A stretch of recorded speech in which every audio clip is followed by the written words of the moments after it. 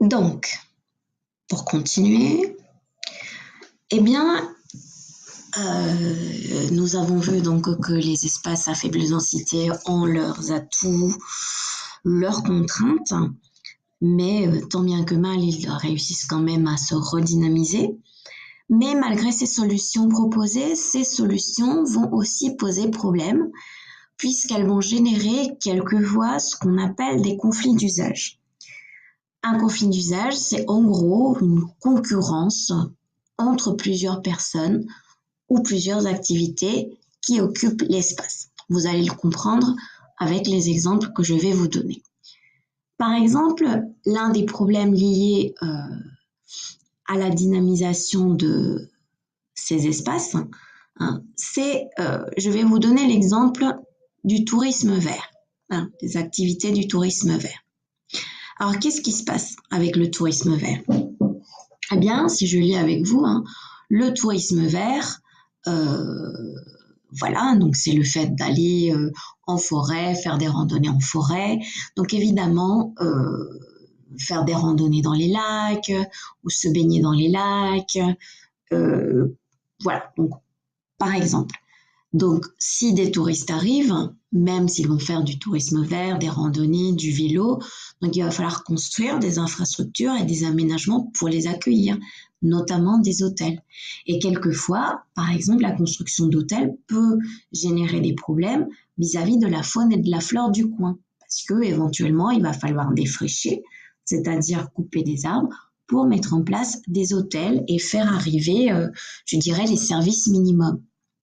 Autre type de conflit d'usage ou de problème généré, c'est que par exemple, les balades qui peuvent être faites en forêt peuvent empiéter avec les animaux qui habitent. Je dirais par exemple, quelquefois, bon, mais c'est des cas extrêmes avec des loups, rencontres avec des loups, ou bien avec des renards. Donc ceci, vous voyez, peut éventuellement générer un conflit entre la nature, les animaux, et les touristes qui viennent et les aménagements qui y prennent place. D'autre part, vous pouvez avoir aussi des conflits d'usage liés je dirais, aux problèmes sonores, ce qu'on appelle la pollution sonore. Évidemment, je pense que dans les campagnes, généralement, on ne pense pas immédiatement au bruit. Cependant, par exemple, les personnes qu'on a appelées les néo-ruraux, c'est-à-dire les citadins qui décident d'aller vivre justement à la campagne parce qu'ils l'imaginent comme un espace idyllique et paradisiaque, où on entend uniquement que le bruit de la nature, que le bruit des oiseaux, eh bien quelquefois, éventuellement, peuvent se plaindre de nuisances sonores essentiellement liées, générées par les tracteurs ou les machines qui se trouvent proches des champs céréaliers ou des champs d'agriculture, proches de leur maison, de leur ferme. Donc ça, par exemple, ça peut être un autre type de conflit d'usage.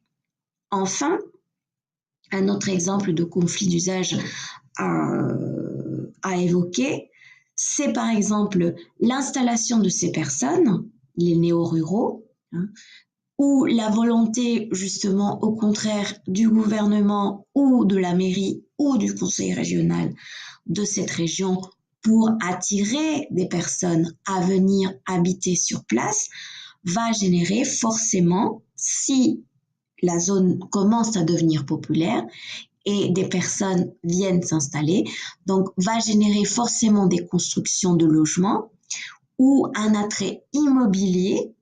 Donc par conséquent, des compagnies immobilières et de construction vont vouloir venir profiter de cette offre, on va dire. Et par conséquent, si la région devient ou la zone devient attractive, forcément, les prix de l'immobilier sur place vont augmenter.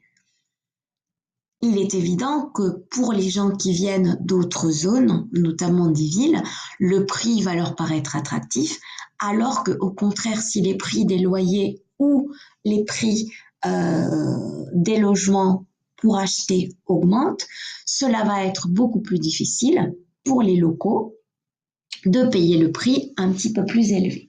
Donc vous voyez que quelque part, ces solutions provoquent en même temps, à court terme ou à long terme, des contraintes qu'il va falloir gérer. En gros, la redynamisation des espaces à faible densité peut éventuellement, si réussi, générer des conflits d'usage ou des problèmes que l'on trouve déjà dans les grandes villes. Donc, il faut vraiment les dynamiser, les aider à éviter qu'il y ait de l'exode rural, à mettre en avant ses potentialités, en faisant tout de même attention à essayer d'avoir une cohabitation et un équilibre entre occupation de l'espace, respect de la nature et équilibre entre nouveaux habitants, nouveaux, touristes ou les gens qui visitent et les gens qui vivent dans le coin, dans la région. Voilà,